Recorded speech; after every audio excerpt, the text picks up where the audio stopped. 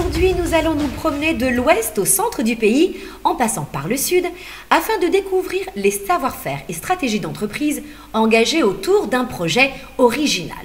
Ce projet vise à réduire la dépendance du pays aux importations alimentaires, en donnant un avenir résolument moderne à l'une des plus anciennes productions du pays. Vous voyez ce que je veux dire? Regardons.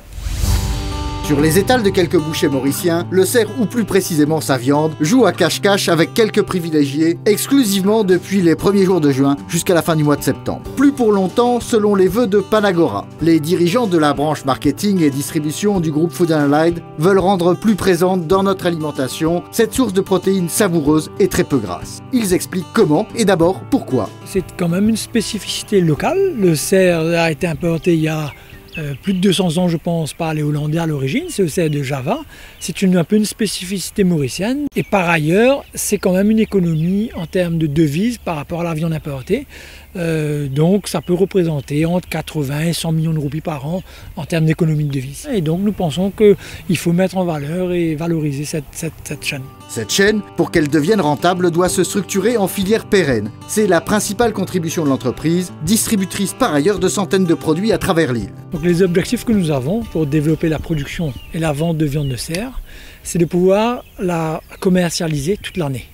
Donc nous avons développé des partenariats avec les différentes chasses de l'île qui nous permettent donc d'avoir un accord d'achat pendant la saison de chasse, les 4 mois de la saison de chasse et aussi hors saison de chasse. Et nous avons également des partenariats avec les différents points de vente de l'île. Au niveau du marché, le défi est d'autant plus difficile à relever qu'il concerne de petites quantités. 60 tonnes de viande de cerf sont vendues chaque année par Panagora, à comparer aux 7 à 8 000 tonnes de viande importées dans le même temps par l'ensemble des distributeurs du pays. En amont de la commercialisation, il faut d'abord composer avec 2 modes de production. Il y a la production en entrechasse et il y a la production en chasse. La production en entrechasse, elle est principalement faite par la coopérative des éleveurs de cerfs, donc The Mauritius Deer Farming Cooperative Society Limited. La coopérative regroupe 6 membres, principalement des propriétés sucrières, et elles donc produisent du cerf pour la période d'entrechasse. Les animaux produits en entrechasse sont envoyés à l'abattoir central, donc la Mauritius Meat Authority, et sont livrés du mois d'octobre au mois de mai. Nous produisons environ 600 carcasses de cerf par an, qui représentent environ 15 tonnes de viande de cerf qui sont mises sur le marché à travers un circuit de distribution qui a été développé par la coopérative. Les membres de la coopérative sont aussi des producteurs de viande de cerf en chasse et le circuit de distribution est légèrement modifié. En période de chasse, nous n'avons plus l'obligation de passer à travers l'abattoir central. Donc les animaux qui sont abattus en chasse sont repris à travers la coopérative suivant un cahier des charges très précis. Le respect de ce cahier des charges implique un process tout aussi précis du traitement et de l'expédition du gibier jusqu'au point de vente. En saison, tout commence juste après la chasse par la traditionnelle séance de partage. Après la chasse, c'est un peu de coutume aussi, après chaque partie de chasse, que tous les chasseurs repartent avec un morceau de cerf, donc qui sont offerts et qui par l'endroit où ils viennent chasser. Et tous les rabatteurs aussi ont leur part de cerf, donc il y a une partie du cerf qui est consacrée aux rabatteurs et aux chasseurs. Les chasseurs n'ont pas encore fini de se raconter leurs histoires, que le reste, c'est-à-dire l'essentiel de la viande, quitte le chassé pour être vendu de différentes façons. Les 3 façons principales, c'est qu'il y a un grossiste qui est Panagora qui prend de la viande, qui lui, la viande après la chasse est stockée dans une chambre froide positive, et puis c'est épluché et livré à Panagora, épluché, des morceaux propres pour être vendus après, découpés en morceaux, etc. Et puis il y a les bouchers, les gros bouchers, qui eux sont des grossistes qui prennent beaucoup de viande et qui les revendent surtout dans les bazars ou sur des étals. Et puis il y a la compagnie personnelle qui a son propre meat shop, qui revend pas mal de viande à travers le meat shop, on découpe propre pour la consommation. On est arrivé à travailler maintenant avec les restaurants et les hôtels en produits sous vide, on est arrivé à mettre ça sous vide pour améliorer la qualité du produit. Et puis il y a quelques petits qui prennent quelques cerfs pour la famille, pour des mariages ou des trucs comme ça, donc qui représentent quand même un marché intéressant. C'est vrai qu'à l'échelle du pays, ça commence à faire de beaux volumes. Il y a quand même 450 tonnes de viande qui sont sur le marché. Et il y a des années où on a quand même un peu de difficulté à écouler tout le stock. Mais en général, ça se passe bien. La demande pour le cerf est là. Il y a matière à augmenter la production en élevage intensif avec les terres marginales qui sont en train d'être abandonnées ou la canne est en train de se retirer parce que ce n'est plus rentable.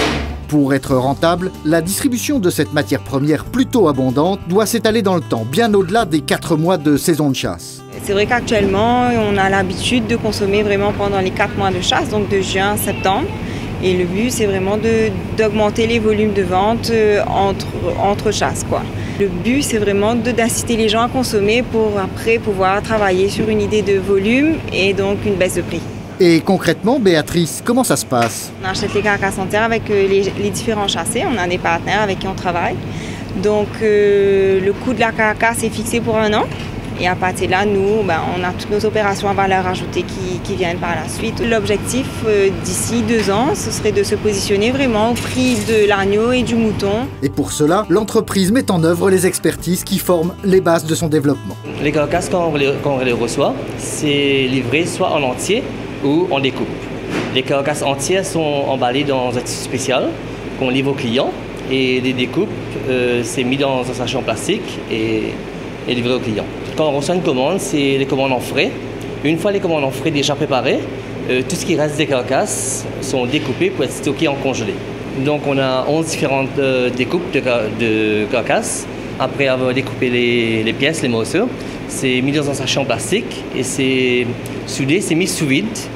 Et puis il y a certains morceaux qui sont plongés dans de l'eau chaude pour que le plastique se rétracte et ça permet d'avoir un produit de meilleure qualité. Et puis les produits sont pesés, chaque sachet est pesé un par un pour avoir la description du produit, le poids du produit et la date limite de consommation du produit. Pour ajouter de la valeur à ce produit Made in Maurice, Food & Allied mise sur sa qualité et sa traçabilité. Une fois que la carcasse est sélectionnée par le boucher, on va la libeller d'un code unique qu'on appelle, nous, le VEN number, qui reprend entre autres la traçabilité tout le long de la chaîne. On peut retracer le chassé, la date de production, la date de réception ici à Mobimo. Alors on a des contrôles de température tout le long de la chaîne, c'est-à-dire à la réception, durant le stockage, à la production et même à la livraison. Pour valoriser le produit et développer les ventes sur l'année, il faut aussi un plan marketing précis. On a à peu près 6 à 7 références en frais et à peu près 4 références en cieux gelés. Nous allons effectivement faire vivre un peu plus les rayons en mettant des balisages, aussi des hôtesses pour expliquer comment consommer le cerf, comment cuisiner, donner des idées recettes. Et les recettes, ce n'est pas ce qui manque. Meilleures les unes que les autres, à condition de ne pas oublier la marinade. N'est-ce pas, Cyril? La marinade, c'est traditionnellement avec des oignons, un peu d'ail, de gingembre, de thym, de persil, et puis de la cannelle et de la girofle, qui font encore plus ressortir le goût du cerf. Bon, en rajoutant de l'huile et du vin rouge ou du vin blanc, dépendant de ce qu'on veut faire avec. À Maurice, traditionnellement, le cerf se cuisine en rôti, mais également en goulash, qui est délicieux, en goulash ou stroganoff par exemple. Il y a le cerf à la mexicaine, qui est très très bon. Le cerf Sichuan, qui est un peu la recette chinoise, donc un peu piquant avec du piment. On peut le cuisiner avec des fruits, avec des raisins, des abricots, des fruits secs. On peut trouver toutes ces recettes dans un livre qui a été édité il y a 7 ou 8 ans, qui s'appelle Le Cerf, naturellement, recettes venues d'ailleurs et d'ici, édité par la Mauritius Deer Farming Association. De toutes les recettes du groupement de producteurs, la meilleure, c'est celle concoctée en partenariat avec l'un des principaux distributeurs alimentaires du pays. Car à long terme, c'est sans conteste celle qui fera recette. L'idée d'avoir fait ce partenariat avec Panagora a été une étape très importante pour la coopérative. Et on se rend compte que d'avoir développé un circuit de chasse qui permet d'avoir un produit congelé tout le long de l'année a été, premièrement, au départ, très difficile à faire accepter. Nous pensons qu'aujourd'hui, cette viande de cerf congelée est rentrée dans les mœurs du consommateur mauricien et ceci nous a permis de développer ce circuit de manière plus importante.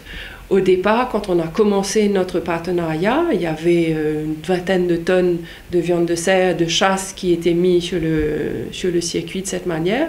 Et aujourd'hui, on peut dire fièrement que nous sommes arrivés à presque 50 tonnes de viande de cerf qui sont distribuées de cette manière.